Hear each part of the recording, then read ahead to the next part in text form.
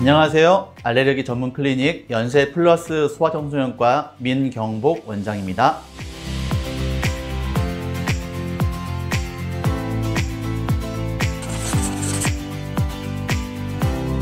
알레르기란 우리 몸의 면역체계가 알레르겐이라고 하는 알레르기 반응을 일으키는 특정 물질에 과민 반응을 일으키는 것을 말합니다.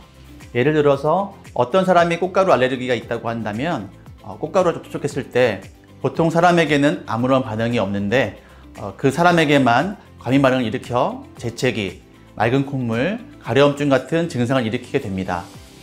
알레르기를 유발할 수 있는 물질은 가장 흔한 진먼지 진드기부터 꽃가루, 애완동물의 털, 곰팡이, 음식물 등 굉장히 다양합니다.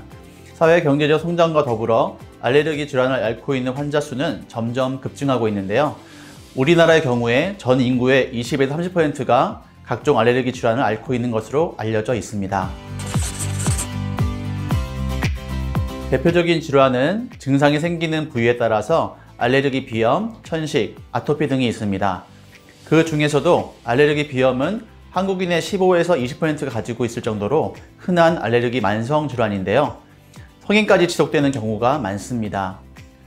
건강보험심사평가원에 따르면 최근 10년 사이에 천식과 아토피에 비해서 알레르기 비염 환자가 급증했습니다. 남성보다는 여성에게서 조금 더 많이 나타나고 있고 특히 20세 미만의 소아청소년이 전체 환자의 30% 이상을 차지하고 있습니다. 주 증상은 코 점막이 부어오르면서 생기는 코 막힘, 재채기, 맑은 콧물, 코와 눈 주변의 가려움증 등이 동반되는 것입니다. 합병증으로는 세균이나 바이러스 감염 등이 동반되면서 중이염, 부비동염으로 인해서 두통이라던가 냄새 맡기가 힘들어지는 후각 감퇴가 올 수 있고 만성 코막힘으로 입으로 계속 숨을 쉬게 되면서 얼굴이 길어지는 아데노이드형 얼굴이 될 수 있습니다. 그 외에 코 점막이 부으면서 혈액순환이 잘 되지 않아서 생기는 다크서클 같은 눈 밑 색소 침착이라던가 코가 답답하고 가려워서 반복적으로 문지르며 생기는 콧잔 등 주름도 비염의 기타 증상이라고 볼 수 있습니다. 감기는 주로 코로나 바이러스 같은 호흡기 바이러스에 의해서 발생하고 증상은 초기에 맑은 콧물, 기침 정도지만 악화될 경우에는 끈적한 화농성 콧물과 가래, 기침, 열 등이 동반됩니다. 이에 반해 알레르기 비염은 맑은 콧물, 재채기, 코막힘 증상이 일주일 이상 지속되는 경우에 특정 장소에 갔을 때라던가 봄철, 가을철 등 특정 계절이 되면 콧물, 코막힘, 재채기 증상이 나타나는 경우 코가 감기인 것 같은데 눈이나 피부 증상도 같이 가려운 경우에 알레르기 비염 증상을 의심해 볼 수 있습니다. 이러한 증상이 나타났을 때 유발 원인을 정확히 파악하기 위해서 알레르기 검사를 시행해 볼 수 있습니다. 알레르기 질환을 진단하는 방법 중 중요한 판단 기준은 과거 병력과 가족력입니다. 일반적으로 부모에게 알레르기 질환이 있는 경우에 자녀의 발병률이 더 높습니다. 또한 검사를 통해서 알레르기를 진단할 수 있는데 대표적으로 피부 반응 검사, 초포 검사, 그리고 이뮤노캡, 마스트 같은 혈액 검사 등이 있습니다. 피부 반응 검사는 가느다란 바늘로 피부를 살짝 찌른 후에 알레르기 물질을 한 방울 떨어뜨려서 피부 반응을 살펴보는 검사입니다. 예민도가 높아서 성인들에게서 주로 사용하는 검사인데요. 원하는 알레르기 물질 개수만큼 바늘로 찔러야 하고 반응이 나오게 되면 부드러기처럼 가렵고 불편합니다. 또 약을 복용하고 있거나 아토피 등 피부 질환이 있을 경우엔 하기 힘든 단점이 있습니다. 첩포 검사는 패치를 등에 붙여서 염증 정도를 관찰하는 검사입니다. 저희 병원에서는 혈액 검사인 이뮤노캡과 마스트 검사를 시행하고 있습니다. 이뮤노캡 마스트 검사는 항히스타민제나 항알레르기제를 복용하고 있는 경우에도 약물 복용에 영향을 받지 않는 장점이 있고 결과가 수치화되어서 나오기 때문에 객관적으로 진단할 수 있으며 피부 반응 검사처럼 바늘로 여러 번 찌르지 않기 때문에 소아에게도 효과적으로 시행할 수 있다는 장점이 있습니다. 알레르기 비염, 천식, 아토피 같은 알레르기 질환은 증상을 일으키는 원인 물질을 확인해서 최대한 접촉하지 않도록 해주는 환경치료가 근본적인 치료입니다. 따라서 알레르기 원인을 확인하는 알레르기 검사가 알레르기 질환의 진단과 치료, 예후 관리에 필수적입니다. 네, 그렇습니다. 일반적으로 코가 막히면 뇌로 산소 공급이 안 되기 때문에 집중력이 떨어지게 됩니다. 또 수면 중에 코막힘, 코골이가 있으면 뇌로 산소 공급이 되지 않아서 수면 중 뇌가 쉴 수가 없고 뇌세포가 파괴되게 됩니다. 이로 인해 학습 중에도 집중력이 떨어지게 되고 숙면을 취해야 성장 호르몬 등이 충분히 분비되게 되는데 코막힘으로 숙면을 취할 수가 없기 때문에 성장에도 악영향을 미칩니다.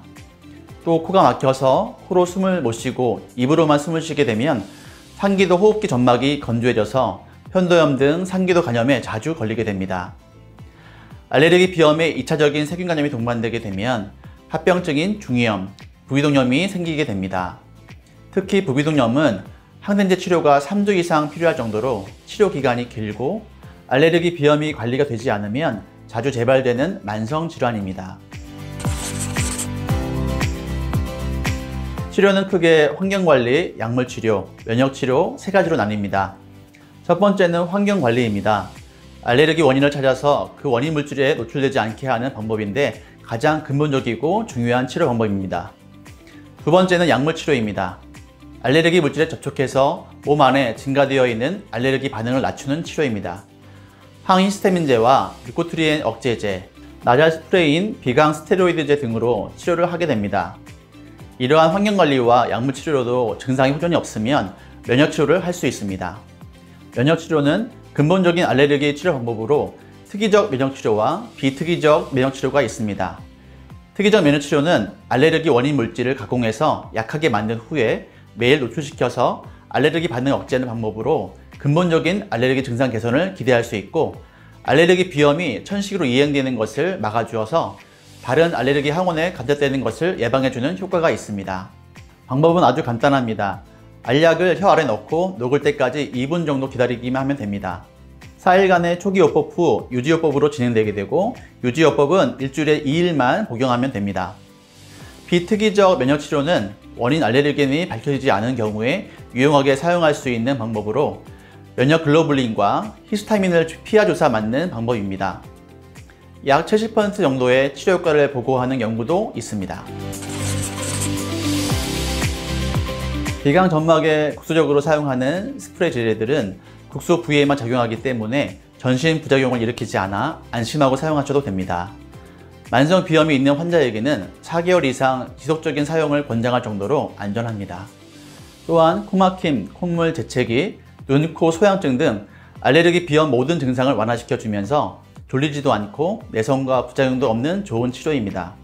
다만 한두 번 사용해서는 효과가 없고 최소 2주 이상 사용해야 효과를 볼 수 있습니다.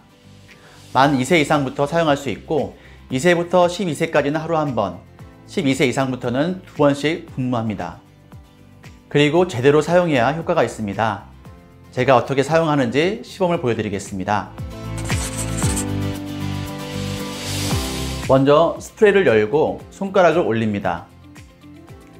고개를 숙이고 스프레이 방향은 일자가 아닌 10도 정도 기울여서 대각선 방향으로 눈 안쪽을 향해서 뿌립니다. 스프레이를 뿌리면서 고개를 들어줍니다. 반대쪽도 같은 방법으로 뿌려줍니다. 뿌린 이후에 액체가 흘러내린다면 잘못된 방법입니다. 다시 뿌리셔야 합니다. 2세, 12세까지 소아는 하루 1회, 12세 이상 성인은 하루 2회 분무합니다. 사용 기간은 최소 2주 이상 사용해야 합니다. 또 스프레이 사용 전에 생리식염수 코 세척을 해주시게 되면 훨씬 효과적입니다. 눈금까지 미지근한 미온수를 넣고 분말과 섞습니다. 얼굴을 앞으로 내밀고 45도 옆으로 기울인 뒤 코에 통을 넣고 짜면서 입으로 아 소리를 내줍니다. 소리를 내지 않으면 물이 이관으로 흘러 들어가서 귀에 통증을 유발할 수 있으므로 꼭 소리를 내어줘야 합니다. 반대쪽도 같은 방법으로 세척합니다. 코의 물기를 가볍게 닦아내고 난 후에 스프레이를 뿌려줍니다. 많은 환자분들이 알레르기 질환은 만성적인 질환이다 보니 중간에 치료를 중단, 포기하는 경우가 많아서 쉽게 치료할 수 없다고 생각하십니다. 하지만 정확히 진단하고 치료한다면 일상생활에 불편함을 야기하는 알레르기로부터 자유로워질 수 있습니다. 장기적인 질환이지만 충분히 관리되고 나아질 수 있습니다. 포기하지 마시고 지금 바로 진단과 치료를 시작하세요.